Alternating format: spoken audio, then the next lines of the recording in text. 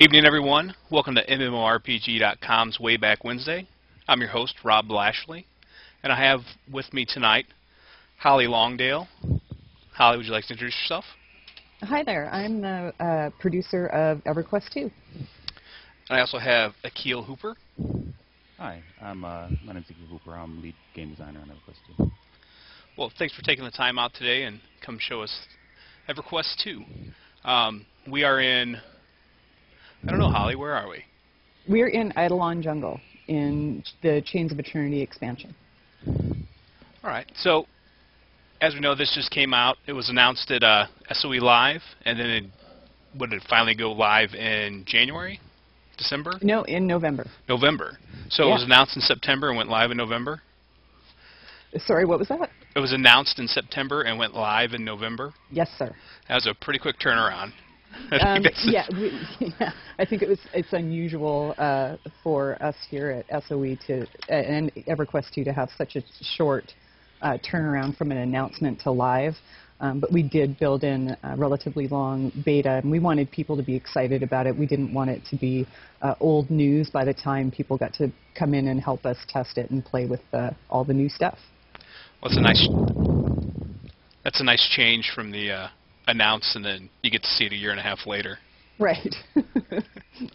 So, all right, what is the main narrative behind the new expansion? Akil, do you want to take that? Yep.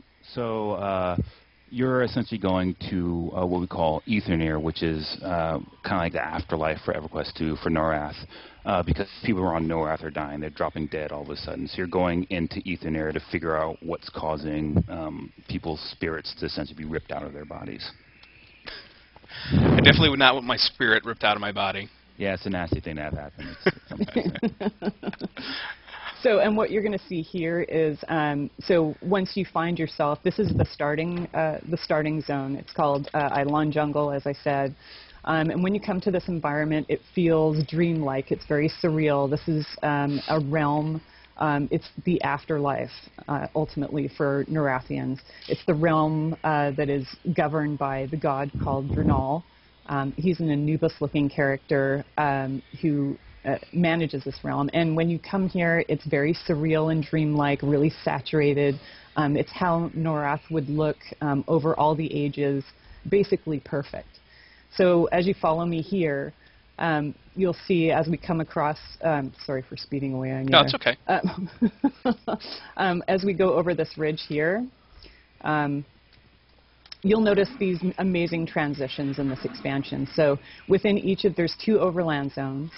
And here you'll find a transition where you come upon some creatures here off to our right, and in this structure. This is called a tourbillon. This one currently isn't working, but it's the travel mechanism for the realm of Etherneer. And these creatures are known as the Harrowing Horde. And they were, Akil, do you want to talk about them a little bit and what their job was? So the idea behind the Harrowing Horde is these are the creatures that are the kind of originally they were the caretakers of Etherneer. They're the ones that ran all the mundane tasks of Etherneer. Actually, to give them one more background on what Etherneer is it's kind of like the staging ground for the afterlife. So it's not exactly where Norathians go when they die, but it's where they go before they go to their god's prime material plane. So, if you're an ogre that worships Rallo's Zek, you go to the plane of war when you die, but you'd make a layover in Etherneer before you got there. And so that what the Harrowing Horde are is they're the they run all of the everyday functions of Etherneer, or they're supposed to. But the idea of one of the ideas behind the expansion is the same imbalance that's causing people's spirits to get ripped out of their body also corrupted the Harrowing Horde. So the Harrowing Horde creatures that you're fighting are creatures that have been tainted by this corruption in Etherneer.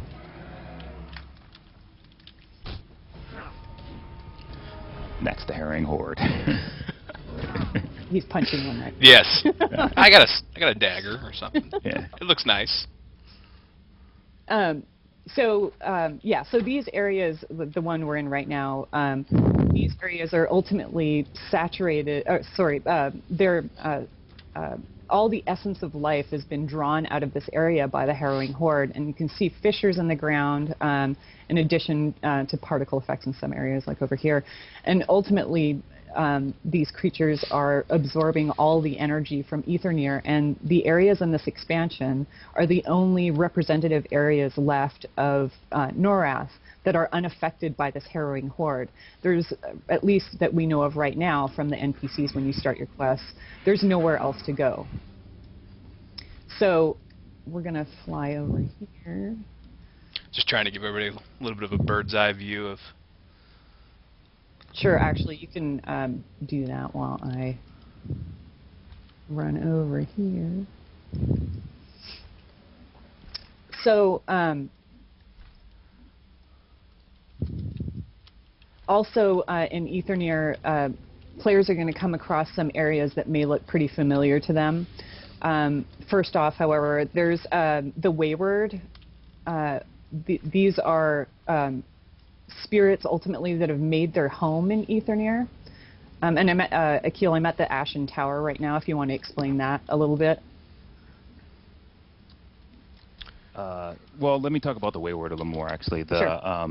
So the Wayward are, again, this has to do with the imbalance of the Aetherneer, because ideally people aren't ever supposed to take up residence there, not for very long at least. And so the Wayward are people who are kind of, some of them would be there otherwise, but you know, they're kind of stuck there at this point. They're not moving on to the other ways. So, and so the Ashen Towers, you're at one of the Drenal Towers, one of the or yeah.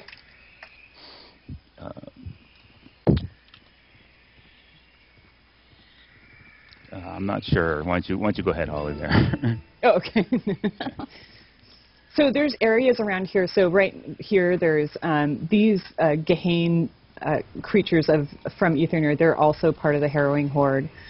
What they're doing is drawing energy from the realm, and they're starting to activate some of these towers and portals to create new connections in Aetherneer, and also to create connections. And I believe at Akil, they're trying to create new connections to our world. I think.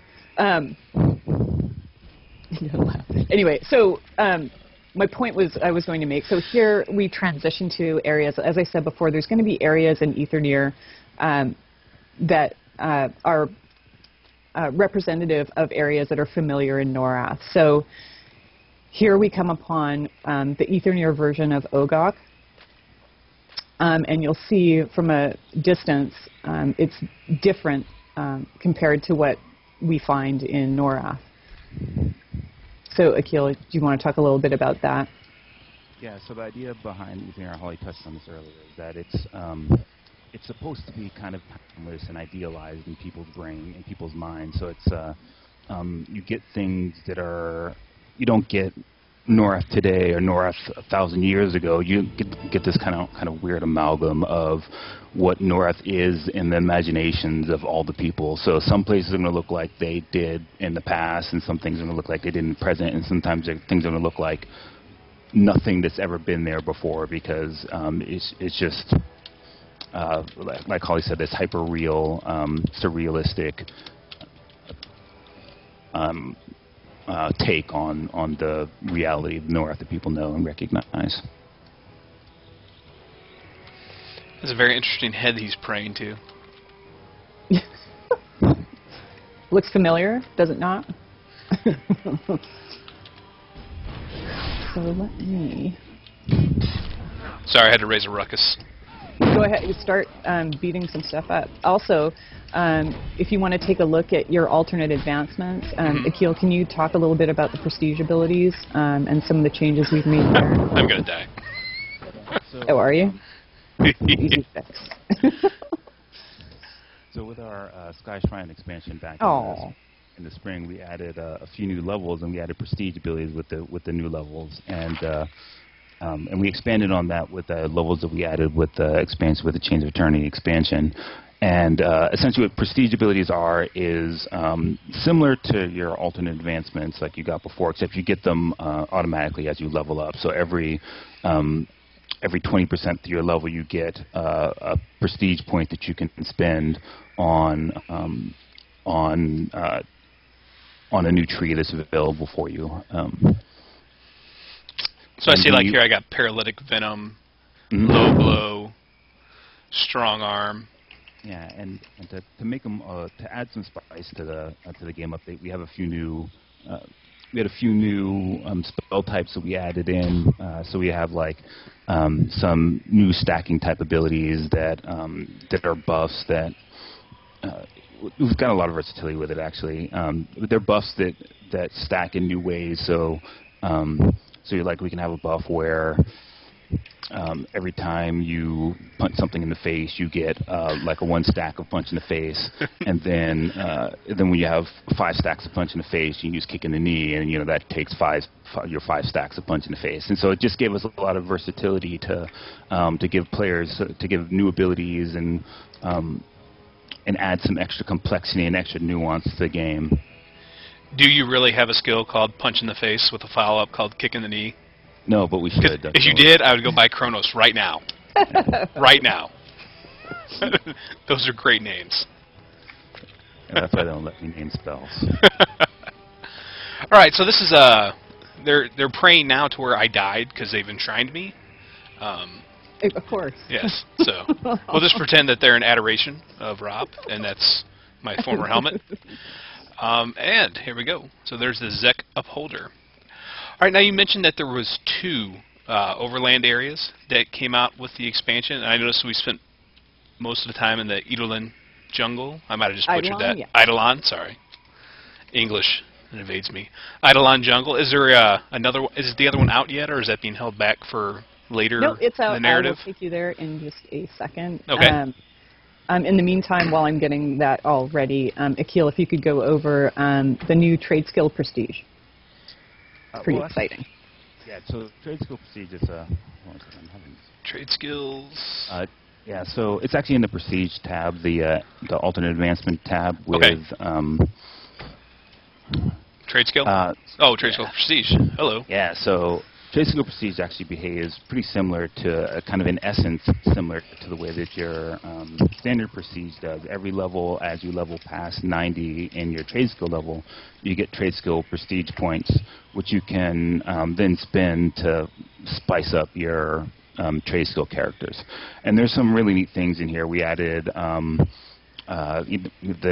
ability to refine your harvested items. So you can refine them, and then you take these refined harvestables, and you can make better items out of them on the back end. And experimentation, which is actually a pretty popular one, where you can, at the risk of an item,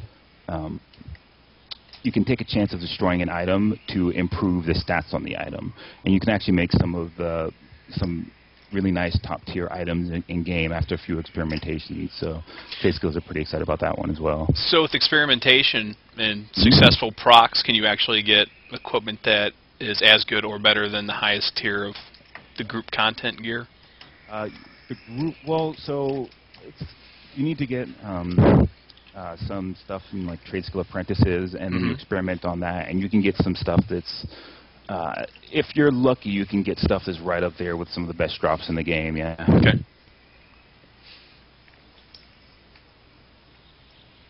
I definitely am a fan of this trade skill prestige. I'm a crafter at heart. Oh, awesome. What do you craft? What's your flavor? I'm usually in games. I'm a big armor crafter. Whatever best suits my character. You know, whether it's medium armor or heavy armor. I'm not really ever a cloth wearer, so you don't find me down in tailoring or anything. As someone in trade chat brought out, I'm a hoarder as well at heart. So I have like every consumable that you can harvest like in my bags. It's like, no, I can't let go of the Swede. It might do something later on. And I didn't mean that in any other way other than I plucked some flowers and got a terrible weed and kept it in my, that would never be used for anything. Okay, I'm going to summon you here to another area. Okay. So it's within the same zone, just to give you an idea of the scope of this zone, and then I'm going to ask you to have put your mount on. And then we're going to fly up to an area where you'll find another transition. Okay. Oh, that's a interesting thing to zone into. Yeah, I know. It's like, oh, hey, caught me unawares. Big giant eyeball. Let's see. Let's get this. Let's try this one this time. Oh. So great. That's nifty. So if you mount up, and if the direction I'm facing, if you... I'm a fan of this one. I like it. If you look way up, you'll see a ledge up there. And normally you would think that that's an area that's inaccessible and probably a zone edge. And looking at it from all angles, it looks as though the hand of a god may have reached down and pulled this area out of the landscape itself. You can almost see where the fingers may have rested in the landscape. So just fly up here with me towards the height of the waterfall. And you'll see also, too, as we fly up, there's ribbons of magic in the sky. That's also representative of the power of Aetherneer and spirit energy. And as you fly up here, you'll start to notice there's a significant change. The sky starts turning a bit blood red, and as we get over the ledge here, you'll start seeing some of the themes also start to change. And this is also very unusual for Aetherneer, and something is definitely amiss. There's an influence here that shouldn't be here. So... the tree has eyeballs. Yes. So you're going to start to That's not natural. See, like, right. See, like this right here? I mean... The compulsive collector in me is like, oh, must try and yeah, pick and this if up. you as you walk around, the eye will follow you. Oh, really? Oh, yeah. It is. I was more interested in, I'm not gonna lie, this fortified animal lair right there. I was trying to trap it. It's the compulsive collector. Oh, very good. Yeah. Shiny, pick it up. All right. So, players familiar with our game will recognize a lot of the denizens of fear here. Mm-hmm. So there's an influence that's definitely taken over this area. And feel free to have a quick look around. I'm going to summon you to a dungeon entrance here shortly, which real people, is right? No? the entrance to a dungeon familiar to EverQuest players, original EverQuest, Khazak Thul.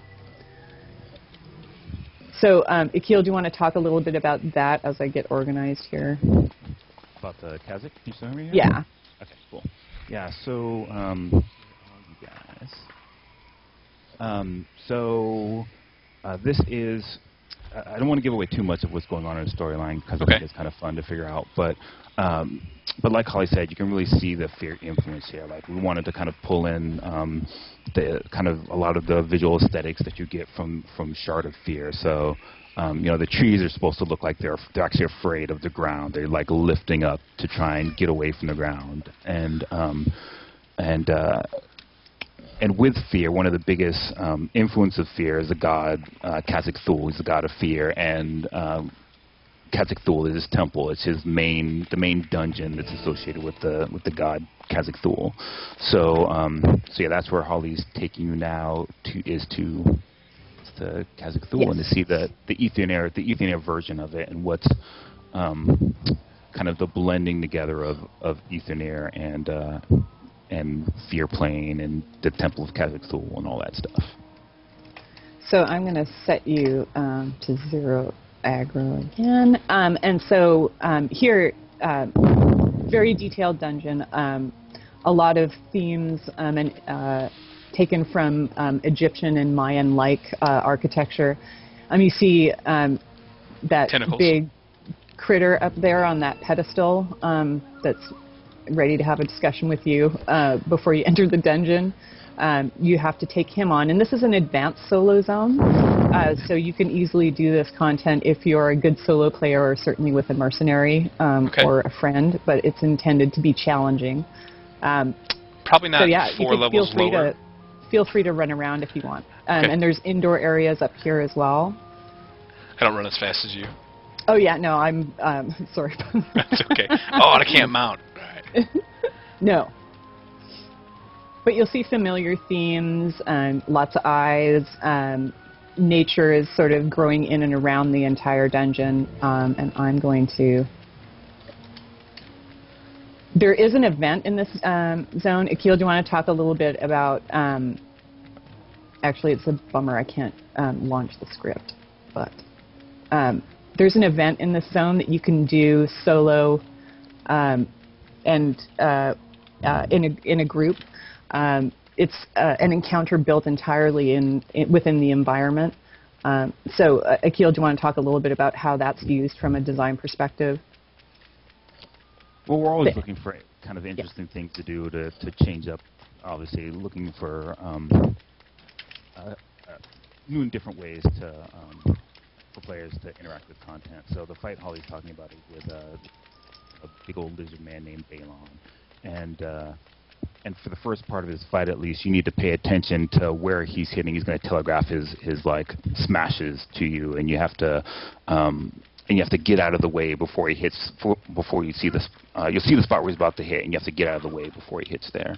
And he's got this actually really slick introduction where, like, we've shown the video a few times, but like where he roars and steps into the room and steps on a couple lizard men and bashes them out of the way with this huge maze. So it's all pretty tightly integrated with the room he's in and environment, and animations are all synced pretty well with his combat, and a lot of fun to see. But you have to take our word on that. Yeah, that's quite all right. And as much as, I hate to have to describe it, given that our philosophy is really to show and not tell the story, hopefully at some point you'll get to experience that yourself when you play. And it's certainly not difficult to get to. All of the content in this expansion is accessible. The signature line for the entire expansion is soloable.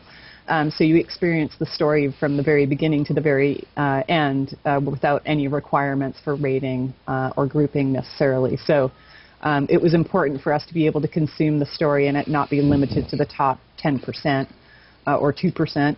And the design team and the artists have done an amazing job of really creating meaningful events that really do interesting things, not just visually, not just with the mechanics, but visually also. And that does take a lot of time and scripting and effort to do, and they've done an amazing job. So I'm going to summon you here. Okay. I'm interested to see what those tentacles are.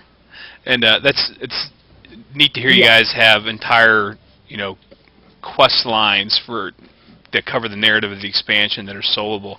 That's one of the large topics of debate on our forums at MMORPG.com. A lot is, grouping versus solo content and MMOs, who likes what, and there's a pretty solid split of, people that like to just be in kind of like an area where they know other people are at, but they kind of still want to do their own thing and be able to do all of it. So it's good to see that that's available to them here in this game.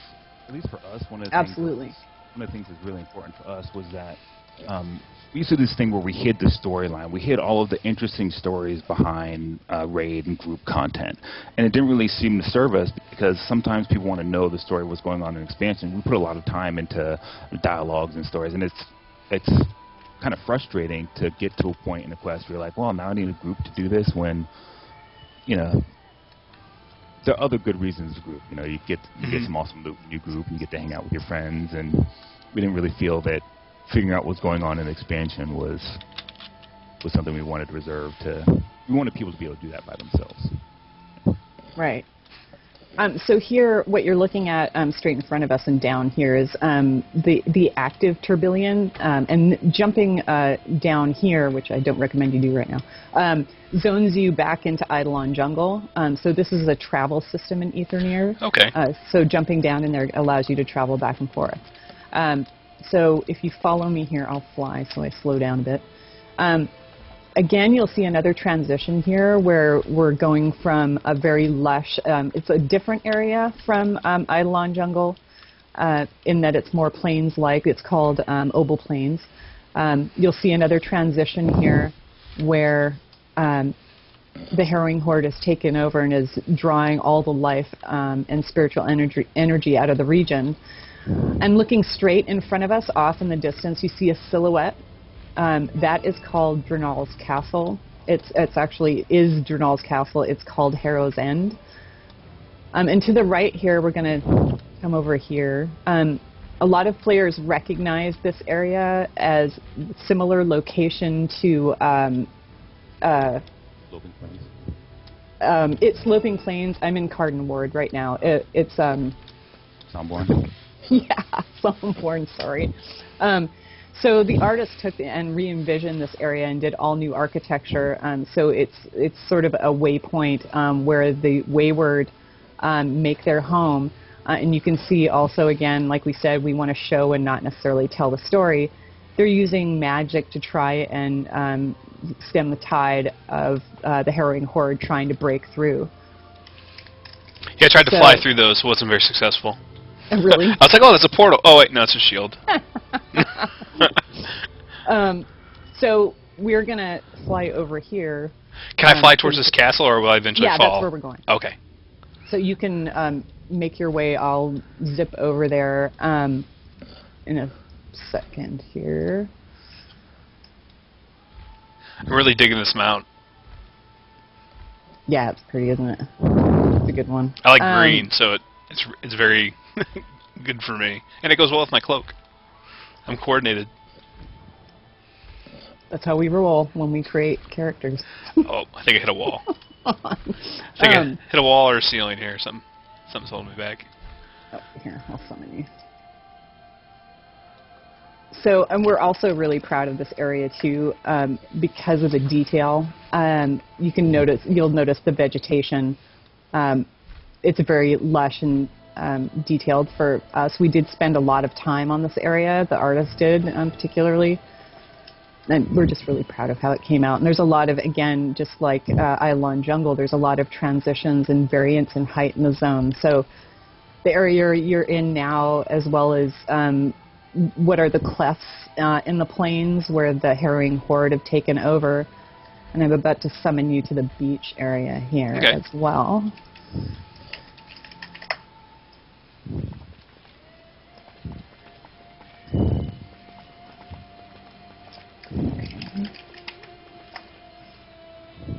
So certainly there's a lot of critters. All the art has been adjusted, NPCs to fit well within the environment, so that was also important to us. So what you see here, there's a dock. And off in the distance, you'll see, and this is, as I said, this is a thoroughfare between Drenal's castle called Harrow's End. And there's also a Dreadcutter. And off into the distance here, you can often see a ship, a silhouette of a ship where that is called Dreadcutter, and it is. It used to be patrolling the shores of Aetherneer, and now it's completely taken over by followers of Zek, Relosians, who are looking to recruit new Relosians, of which you can't be one. So they're all out to kill you. So it's a complete ship zone, ship dungeon. It has changing weather and the audio in the zone too. As the storm whips up in the zone, the audio changes. Even when you go inside the zone, inside the boat or the ship to fight, the audio matches where you are locationally, so that it sounds like you're inside a ship and there's a storm raging outside. It's really, really proud of it. It's really amazing. So, as I said, this is the thoroughfare that leads up to Harrow's End, which is Drenal's castle. You here. Do you want to talk a little bit about the levels and how many? It's a huge dungeon, and it's soloable. So 7 levels, more bosses than that, and you do get to take on Drenal. Yeah, so you can talk a little bit about who's in there and his folk, Akil. So yeah, this is Drenal's castle. Actually, so it's the culmination of the storyline. So Drenal, my colleague said earlier, Drenal's the lord, the overkeeper of Etherneer, and so you figure out what's going on with him, what's up with him, and you actually get to through the solo quest line. This is actually one of the exceptions. So for most of the expansion, you get to play in almost the exact same dungeon when you do solo, when you do group, but for Drenal, for Herald's End, when you go in solo, you're actually fighting a much more difficult version of Drenal than you would in the heroic one, and it's all kind of it's all handled through storyline. It's pretty, I think it's pretty elegant. You end up getting some help from some of the bosses around, one of the bosses around to help you defeat Drenal in there. But it's the last stronghold, the last bastion against the corruption of Etherneer. So he has some Gehane in there helping him, and but the Harrowing Horde haven't quite broken through yet. And so that's the state of the castle. So we just zoned in. You should be coming with me. If you're not, let me know, Rob, and I'll summon you in. I don't know about you, but I'm dancing on the entrance. Oh, okay, hang on.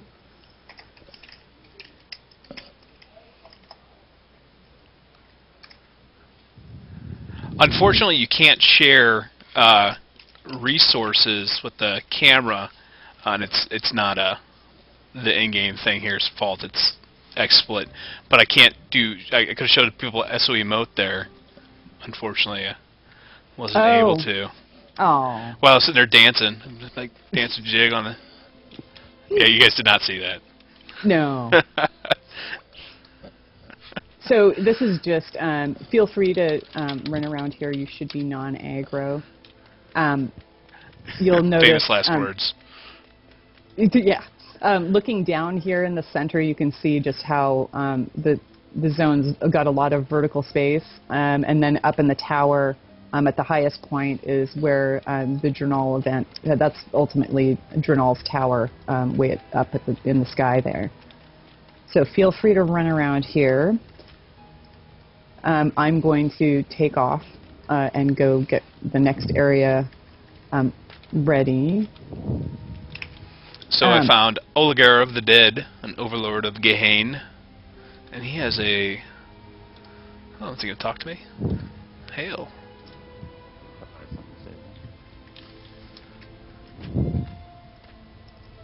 He's not looking to make deals with Wayward at this time.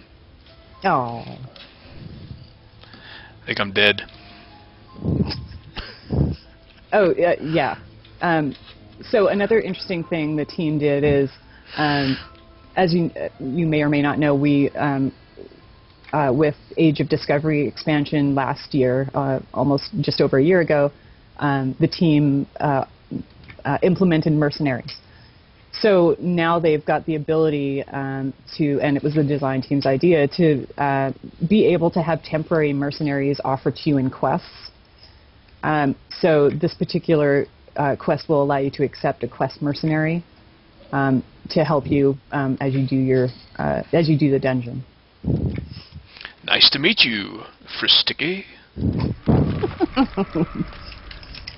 So now... Just a randomly nice guy that I find in a dungeon that's wearing a gimp mask and kind of scary.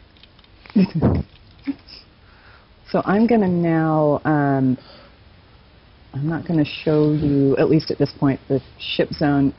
But Akil, do you want to talk a little bit, too, about how your journey through Chains of Eternity takes you to Norath also? I'm talking particularly about Wormbone. Right. So really, for Chains of Eternity, we have two stories primarily going on. We've got the story of people dropping dead all over Norath, spirits ripped out of their bodies, and we've also got the story, our kind of ongoing story of that we're calling Age's End. It's been tied into almost everything we've done since the game launched, and this is no exception. So as you're running through the signature line, you end up going into Etherneer for a little bit, and then you get sent back to a couple locations on Norath. One of them is Wormbone Gulch, which is a craggy area off of the Skyfire section of Jarsath Waste, and they've got these big, massive rat men who live in there, and so yeah, you get sent in there as part of the signature quest. And then for one of the other dungeons, non-Aetherian dungeons you go to is Chelsith, Deep Chelsith. Sorry. Chelsith was a dungeon from the Kunark expansion, and you're going to a different section of it, again, as part of your task for figure out what's going on, how everything ties in with Age's End. So we're in Wormbone's End. And I wanted to bring you here first, just so you can see, again, as part of our show not tell philosophy on the team, they did an amazing job of showing you this is, it weaves in and out of the caves, but you can see where your eventual destination is off in the distance. So you weave in and out of the caves here, and you experience these rat men who are, and I'm sorry if you already said this, Akil, but they do get more powerful at night as part of their lore. They're dragon hunters. They eat dragon marrow, and they're hunters of dragon kind. So you'll see a lot of those themes in and throughout this dungeon. That explains the name. Exactly. And there's also some other themes that are uncovered as you go through some of these dungeons that may give some hints about some of the history of the area. And there's also, you'll see as you run through here, there's some alternate paths. But yeah, you're going to come up here in a moment on an interesting little point of interest that doesn't necessarily fit with Ratmen. Yeah, that looks a lot of place right there. Yeah.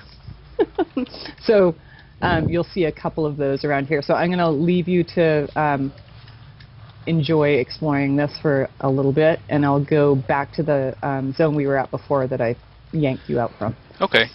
And while you're doing that, just real quick, what's something that's kind of taking you guys by surprise that you find players are doing in this expansion? I know you guys can't always plan for everything, and there's something always pops up that you didn't quite foresee.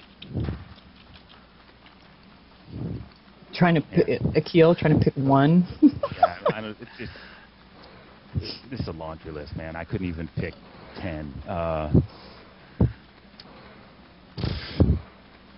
It actually really surprises me just how much people have taken. I know it's not really the question you're asking, but it surprised me how much people have taken to the solo dungeons. Like, there's something that we thought would be kind of like a pastime, but we find that our players are actually spending a lot of time in them, and they're actually kind of a hit. So, I know it's not really what you asked, but well, no, that actually is kind of a great answer. You didn't expect to see people murking in your solo dungeons as much as they are, and correct me if I'm wrong, but you guys reward people for clearing the older content and the bosses with like little statues for their housing, right?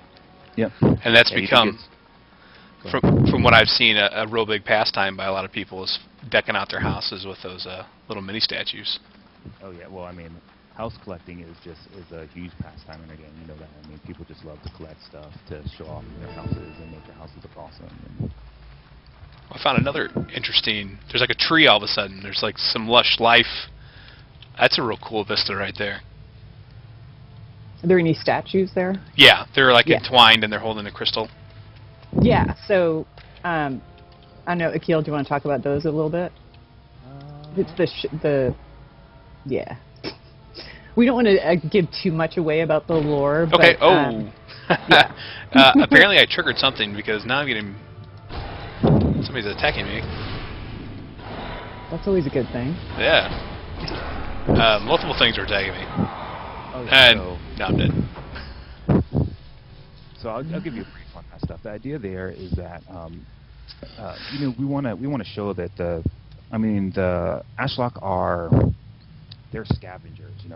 This isn't they live in these caves and they built some huts there, but we want to show that there's life and history in this place before, and so these big snake men it's a hint at the culture that was there before. Players from EverQuest 1 will recognize them as the Shisar. They're the big bad snake men from Norathian days of yore. Yeah. So it was a throwback. Yeah. Yeah. Well, sort of. We always joke about it that they're, the Aslok worship them because they're obviously big rats and they'd fear and respect giant snakes to swallow them whole. Yeah, I could see that. And this is Wormbone Crag. It's one of my favorite zones in the entire game. It's got so much detail in here. Obviously, you can see all the flags animating. And if you look way up on the sides of the caverns, you see the Ashlok jumping around those structures and basically doing parkour all over the place. Oh yeah. They're particles. Okay. That the artist added just to really bring the zone to life. And it seems like every hour of the day in here has a unique look and feel. Like there's, you can see dust particles blowing off the cliff ledges. A little bit higher up you go. And this is a dungeon. It's ultimately, there's a pretty well-established path through the content in here. Although looking at it, it certainly doesn't feel like it is linear. But yeah, it's certainly one of my favorites, and it seems like the players are loving it also. Yeah, I like the parkour ratman up there. That's really a nice touch. Yeah, and the artists and the designers all have done an amazing job really stepping everything up in Chains of Eternity. In all the content we do now, it's just they've really taken the game to the next level, and everything feels more immersive, especially when you compare, not that we want to say any of our other zones aren't good, but comparatively looking at some of the older zones, there's just such a huge difference in the level of detail and how everything is pulled together especially in dungeons. They've done an amazing job. It's a great sign that they're learning and iterating and making a better game. Yeah, and that's certainly a credit to Akil as well, and the art team certainly. Well, I ran to the blue dot, but I don't see you, so there we go. Oh yeah, I think you're below me. Ah, there we go. I found out where to go. Oh, I'll summon you. I'll get you. These guys are having to camp out.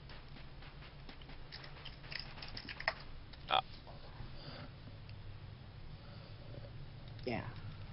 Yeah, so some of the vistas up here are pretty amazing too. Yeah, I love this zone. Lots and lots of detail. So I'm going to think not all we have. There's I'm going to go to Cutter. We have also too. I mean, if you want to talk a little bit to Akil about how we started with sleepers in September. Right. And then to start the storyline for the game and so on. So we did a little kind of like a expansion preview in September with one of the dungeons in the expansion is Sleeper's Tomb, and we kind of pre-released one of the Sleeper's Tomb dungeons and a Sleeper's Tomb raid in earlier in the year in September. Was it September? Yeah, just to give everyone a flavor of part of what was coming for the expansion. Some more free content. So I'm going to, and then with when we launched the expansion, we only released Sleepers Upper, which is just a portion of the zone, which gave the players their very first look at Caraferm, who's the prismatic dragon who's been part of the storyline since the game launched ultimately, right, Akil? In the background, but yeah. Yeah. So that's the first time players have ever gotten to see him, and he's certainly been a central figure in the storyline, especially for the past couple of years, which has been all revolving around what's known as the Age's End prophecy. So they got to play through a historical event, and then when we released the expansion, we released a contested version of Sleeper's Tomb, which includes the warders that are familiar to EverQuest players and certainly supplements and adds to that story. And it's got it looks like something tried to kill you. Oh, it tried. It was not successful. So, Sleeper's Tomb it's obviously home to dragons if you want to talk to, or home of the Sleeper, who is known as Carafirm, which ironically, he's the leader of the Awakened. So obviously he's awake. So if you want to talk a little bit about that, Akil, about what the story generally that's being told in this dungeon. Again, it looks amazing.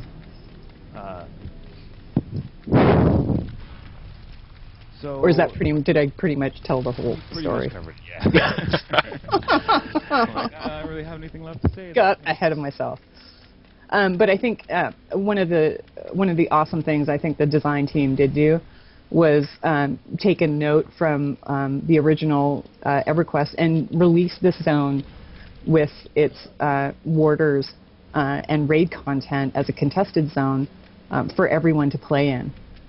We do often want to make sure that we're accommodating everyone with doing solo and group zones, but it's also important too. We want guilds and players to challenge each other and to take on events as they used to in EverQuest, because it builds a social atmosphere, not necessarily a bad one, but one where guilds do often work together.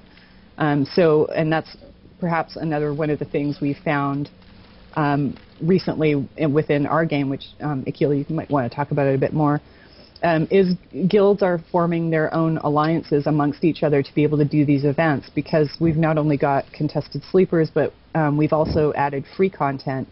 We added, I think now we've added 6 avatars of the gods out in the overlands for everyone to be able to play. And they're raids that spawn at random in different zones. So do you want to talk about those a little bit, Akil? About the avatars, or about guild alliances? Or so the idea behind the avatars is, well, we really like the idea of contested content. Like, obviously it doesn't have a whole lot of bang for its buck because everyone doesn't get to see it, but it's nice to have the big bad out there in the world that people can kind of strive to defeat. And that's what the avatars are for us, is they're the avatars of the god. They're kind of supposed to be mortals or manifestations of the planar deities that come to Norath and let players challenge them for for prizes and cash, basically. Yay! Cash, prizes. It motivates everyone. Yeah. We like that a lot. Speaking of you've mentioned a lot of things that you've liked so far in the expansion. Is there any one thing that after it being out for a few months you said, you know what, if I could do it over again differently, I might have done this? Let's see. So I'm actually a terrible person to ask that question to, because I see everything that I've ever done in that same light. Whenever I look at anything I've ever done, I'm like, that could have been 5, 10, 15% better. And so, I mean, I think the expansion came out great. I love it. But, yeah, I mean, we can always make everything better. That's constantly it. But, well, how about I say this? Let's say I give you an unlimited pool of resources. So you didn't have to worry about artists. You didn't have to worry about cash. You just do what you wanted. What was one thing you would have done to make the expansion better? I probably would have made about twice as much content. I would yeah. Dungeons and quests and just a little bit more of everything. More time. We always want more time. Put the money to a time machine. Go back in time. Right. Work on it longer. Yeah, I mean that would be the dream always, and Akil's right. The design team and art teams are the hardest on themselves. Well, actually, all the teams are, including the engineers. And there's always stuff we want to improve. Like we've got a long list of stuff we're always, attempting to tackle. We have a long list for the upcoming year. But for this expansion, the team felt and does feel really proud of it. And of course, ever since, the team has been reacting weekly, to make sure that bugs are fixed when we find them and when players find them. But I think overall, it's been pretty quiet for us, which really makes us excited because it means generally that players are playing. It makes us really happy when things quiet down on, generally speaking, on the forums and so on. I think that segues great into the next question I had for you. Holly, as the producer, what are you most proud of your team for accomplishing on this expansion? To be honest with you, so when we set the goal of, and it sounds, I say it over and over again, it sounds probably trite at this point, but I do mean it when I say, it's really important to me as a gamer too, that we show the story as much as we can. And I know it sounds cheesy, but we mean it, and it's the easiest way to describe that we want to build memories and experiences for players because that's what we're in it for. We're in it for those, oh, you're a dead person. Yeah, I ran into some dragons, and I guess I wasn't unaggroed, and I found that out the hard way, and then I released, and next thing I'm on a boat. Oh. And then we could segue into a Lonely Island song from there. I'm on a boat. No. But I'm sorry. Are you zoning? You're zoning back? There you go. Click revive. Oh. There we go. There you go. All right. Hey. So I'll just make sure you're. Nope. Shouldn't have clicked that. Now we're going back to the Obal Plains. Obal. And now we're going somewhere else. The Dread Cutter. Cutter. Coming back now. Hopefully. There we go. There we go. So this is the ship zone I was telling you about. So yeah, you were asking me about what I'm honestly most proud of. This team always surprises me, and let me know if you're getting attacked. Oh, there you are. No, you're good. They did more content than we thought they could do. They work endlessly and tirelessly. They care and are so passionate about this game that basically they make my job easy. And honestly, I've been on this team for a year now, so I think Chains of Eternity was really the first product and release I was on that, I was involved fairly early in the planning, though a lot of it had been happening for quite some time. But yeah, to be honest, we are really a really close-knit little family here, very professional, and everyone makes a huge difference to this game. We're still, remaining committed to the game, as is the team. And I know it sounds like a cheesy producer thing to say, but I couldn't be prouder of this team and more confident in our ability to continue to do really great, amazing stuff at the quality that our players expect. I don't think it's a cheesy answer. I think it was a good one. Well, I'm not young, certainly, anymore, and I've certainly had a number of jobs, and this is the only job where I'm super thrilled and happy, and you get a real feeling of excitement and joy coming to work because we're all on the same team, You're that person that people strive to be, the ones that are happy to go to work. It's like, right. I'm happy to go to work because it's there, but... Right. It's like, Yeah, no, it's definitely, it's kind of a good thing I get paid to do this. Yeah. And I'm sure Akil would say the same thing. I mean, some of the conversations we get, into on a daily basis about what kind of creatures we want to create and scenarios, it's a dream come true, for creative types. Right, Akil? Absolutely, and for gamers, too. I mean... It's so nice that we sit down and we talk to people and like, oh yeah, we can do that thing, like whatever. And pull too many examples, but we're always talking. We're all the same thing. We're all gamers, and we all kind of draw from that pool of knowledge. It's like, oh yeah, you remember in Baldur's Gate when such and such happened, and oh yeah, I love Boo and whatever. We're all. It's great to hang out with geeks all day. All right, so I got some easier questions for you then. Probably won't be too much of a thinkers, but so what are you guys thinking of SO Emote so far? What's the player feedback? Is it have more people adopted it than you thought would? Is it about right where you think it was? I mean,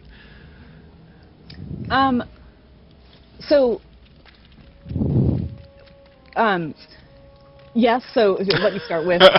So we released that in July. Okay. And we started watching the numbers to see how people were using it, and frankly, we were pretty amazed. A lot of people just really turn it on and leave it, and go around playing their game. We know a lot more people than we expected use voice chat than we thought, just generally speaking. And so it seems like it's become now a feature that people just leave on. But to be fair, we treat SO Emote on EverQuest 2 now similar like we treat voice chat. We want to make sure we're supporting it. We want to make sure it's bug-free, but it's just another small addition to the experience. Okay. So we wanted to use EverQuest 2 as a test case for how this works in MMOs, because we're always trying to reach and strive for how we're going to improve the role-playing game experience and how to make it as immersive as possible. And we already know, even from playing with it ourselves, you get a real kick out of seeing what you look like as in my case, a dark elf quite frequently. Yeah. And see yourself chit-chatting. And then it becomes just sort of normal by-the-by thing. And you can be chatting in group, and don't look at me now because I don't have my webcam on. It's unfair. But you will see people chit-chatting in environments and in their homes too, and in guild halls where there's local channels that have the local area chat. So as people are running by or walking by, their voices will cut in and out of the channel. Oh, that's cool. Yeah, so it feels like an environment where you'd be at a party, let's say. So we aren't focusing on it at this point from a development perspective. But there's other projects, at Sony that, we'll probably look at SO Emote certainly and taking it to the next step. And when we get there, we'll see where to go with it too. We feel right now it's in a good place, and it's there for our role players who want to use it. And then when we get to the next technology that seems super awesome, then we'll start, taking a look at that too. If we think it's going to add something to the game, even if it's just, I mean, we're not talking percentages at this point, but it's a good chunk. Speaking of adding to the game, Player Studio. Yeah. Is there a way that we can show that off here in game, kind of to the uninitiated, so they can see what the community's making for? Sure. EQ2. So if you click on your SC icon at the bottom right, you should see Player Studio. Click on that. Yeah. So those are the items we have right now. Okay, so this and they're actually, Cloak of the North Star was actually made by someone that plays Yeah. EQ2, and so I can spend 500 station cash on Cloak of the North Star. Yep. And then Sony, gets what is it, 40%, and the player gets 60.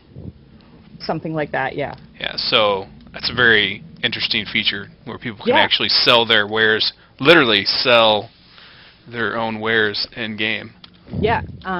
And this is a small representation of the submissions. We're working with players back and forth, on textures, because of course, there's some people that aren't artists, and we want to make sure we're supporting them and giving them feedback on how to get their items to an EQ2 quality level to sell. So there's a lot of them that are still coming. We have several items that we've got in the pipeline now. And then, there's the obvious business end of Player Studio where, it's a really simple process, but we need to get some forms filled out so we know we want to be able to send you your money when you earn it.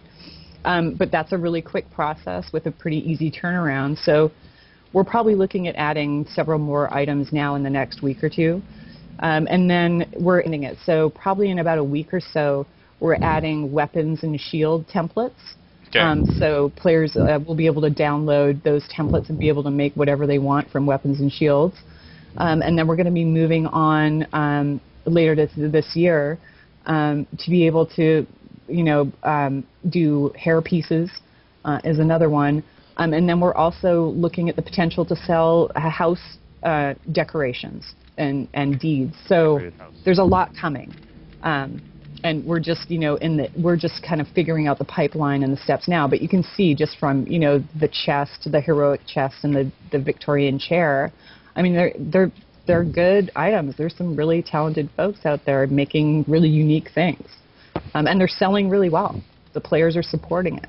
So, yeah, we're really excited about it. And then the last thing I wanted to ask you, and I actually totally missed this one. I found out about it, and it's not new apparently. On the splash screen when I was patching the game yesterday, is that you guys added in Chronos. Yes. When did those get introduced into the game? Chrono launched right around SOE Live, so I think it was in October. Yeah. So, So Chrono is a in-game. It's an item you buy from Sony, and actually yesterday Chrono just went live in EQ as well. So we now have EverQuest and EverQuest 2 that allow you to buy a Chrono. It's $17, I believe, today. And when you get into the game, into EverQuest 2, you can claim your Chrono in EverQuest 2, and it's an item. It's good. The Chrono, once it's consumed, gives you 30 days of gold membership time. So before that happens, though, you can trade a Chrono. And you pay cash for that item to SOE. Mm-hmm. And when you claim it, it becomes an item that you can trade. You can put it on the broker. You could use it, however you want. You could put it up for, if you want to duel someone, use it as, a basis for a prize. But yeah, so it's an item to do whatever you would want to do with, gift, etc. So yeah, and it's doing incredibly well. Yeah, we feel it's a boon to players too that had a lot of plat lying around in their accounts in game, and now for people who have bought Chrono and have them on the broker, people can spend their hard-earned plat on actual membership time, on gold membership time. I'm a fan. Yeah. If you're someone who plays a lot, it's great because you can just sit there and farm money and buy them, and now you don't have to pay to have your elite or what's it, gold membership status. Right. Yeah, and there were some other things happening in the game, with game cards and behaviors that we weren't necessarily fans of or supporting. And we wanted to make sure that we gave players, they were doing it in some fashion anyway. Mm-hmm. So we thought we'd legitimize it and do something that actually, becomes part of the EverQuest 2 game experience. All right. On that note, is there anything else that you would like to add? I feel like I missed a ton of features, but we want to say what's coming. So in the spring, we are going to be slowly tying up the Velia storyline. So we're going to be releasing Siren's Grotto and Cobalt Scar, which would be familiar to EverQuest players. So it's a overland zone and dungeon, new creatures. The team's already working really hard on it. We're also adding to the Chains of Eternity content. Akil and the team have got some releases planned for the as soon as the end of February. And even next week, the team's adding trade skill writs which are basically daily quests. Akil, you can talk about those a bit in detail, but what's coming in February and next week? So, well, next week we've got trade skill writs come, big requests from our trade skillers.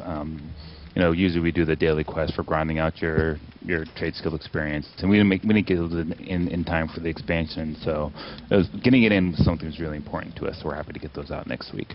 And then we've got a couple of raid zones coming in February. We've got a ×2 version, or hopefully in February, assuming we get them all tested and polished, and we're happy with the state of them.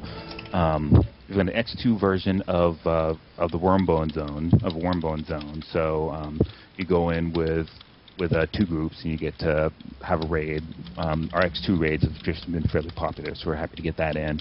And then we have actually got a raid version of this zone coming, of the Dreadcutter coming. So, you know, we're constantly trying to put out new content and have new fun stuff to do. So, yeah, the team has, you know, once again, a really ambitious plan for this year. So, you know, players can expect to get fairly regular, you know, content additions to the game, which we're really excited about. Again, you know, like I said, the team continues to surprise me with their dedication. We're even looking at doing some pretty significant changes to some of our systems just to improve some things for our players. So our engineers are taking a look at some of our systems to see how we can improve them. So, yeah. All right. Well, I really want to thank the both of you guys for spending an hour with us and telling us all about, you know, Chains of Eternity. I know you guys are busy out there in California land, so once again, I'd like to thank Holly and Akil, and I want to remind all the viewers out there that not next week, but the following week, I'll have Tom Terrassus and EverQuest 1, and we'll do Wayback Wednesday, and we'll take a look at their new expansion. So, thanks everybody, and have a great evening. Thank you. Thank you.